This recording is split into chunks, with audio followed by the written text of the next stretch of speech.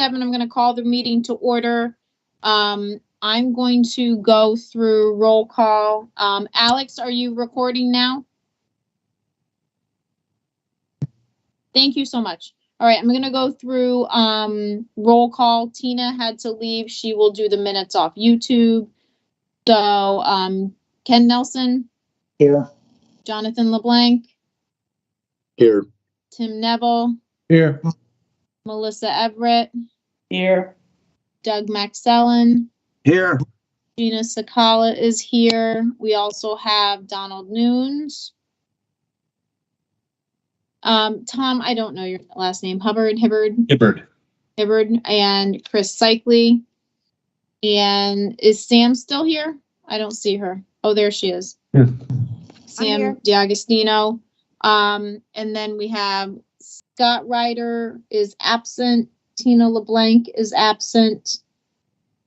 Jonathan Ungeyer is absent.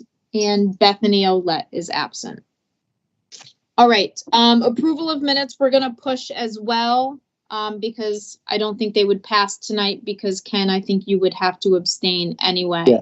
So we're going to push the approval of minutes and we will approve both August and September at our next meeting because we had an abstention at August 2 that did not pass. Special guest, unfinished business. We're going to push and table A and B, even though we did have some fun pictures of the transfer station to share with you guys tonight. So we're going to go to 6, approval of invoices and change orders. We are only dealing with one time-sensitive one tonight that is up on the screen now. Everything else will be pushed to December. So either Tom, Chris, or Sam, whoever is going to go through this, I'll hand it over to you. Just for a brief, just show everybody or tell everybody what it is, and then we'll go ahead through it. Chris, you want me to take it? I'll do it. Yeah, go ahead.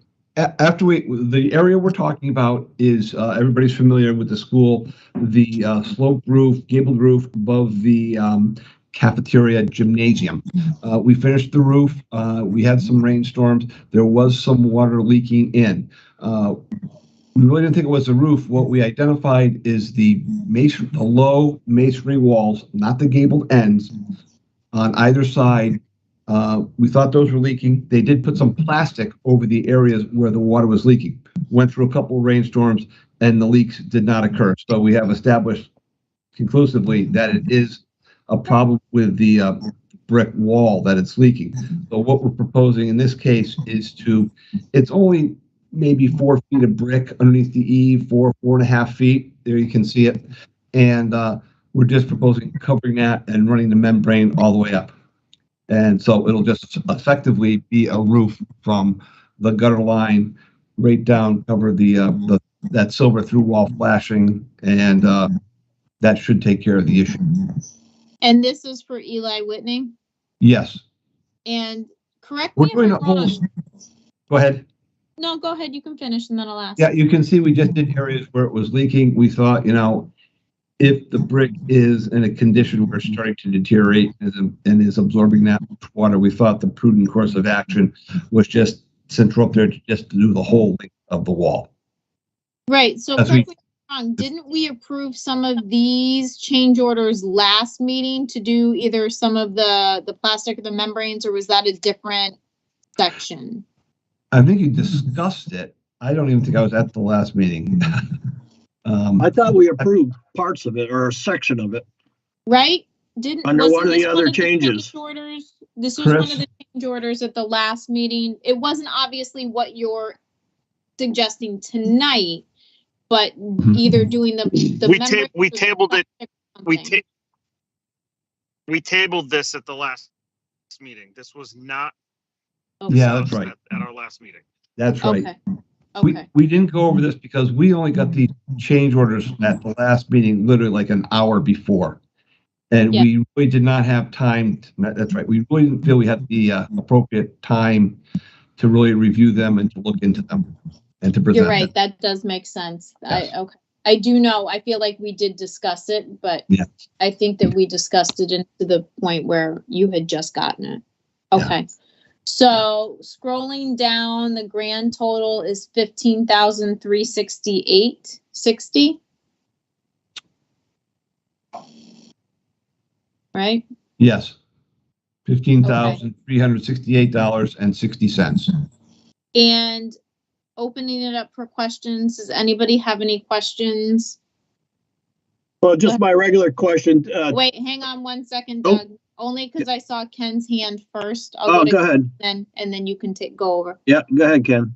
I like this because the way it's explained is we're doing a permanent solution here, where if we were just a Band-Aid where the rubber roof goes into the flashing and the brick, it's just going to keep continuing as it walks down the line. So I'm good with this. I think it's a permanent solution.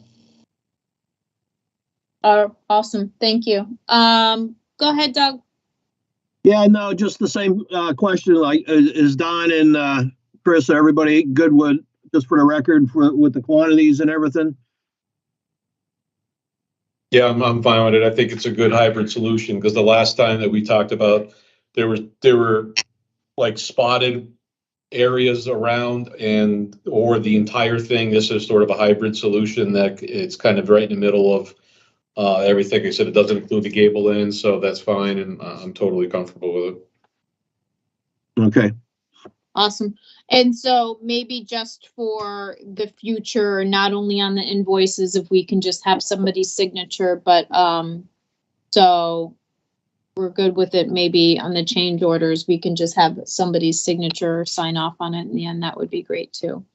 All right. Any other questions for Chris, Donald, or Tom on this? From anybody? Okay. Can I get a motion to approve the change order for Eli Whitney in the amount of $15,368.60, please? So moved. By Melissa. I'll second it. Thank you. Second by Doug. Any additional discussion? All right, can I show of hands, or if I don't see you, say yay if all in favor? All right, any against? Any abstentions? All right, unanimous 6-0. Awesome. I appreciate that, guys. So this passed, and like I said before, everything else I think Tom and Chris just discussed is not time sensitive. So in order to make sure we continue to have a quorum, because I know Jonathan has to leave. Thank you, Jonathan, for staying a few minutes late. I appreciate it. So really quickly, Melissa, I know you gave me an agenda item that I forgot to put on the agenda. I will put that on. Table.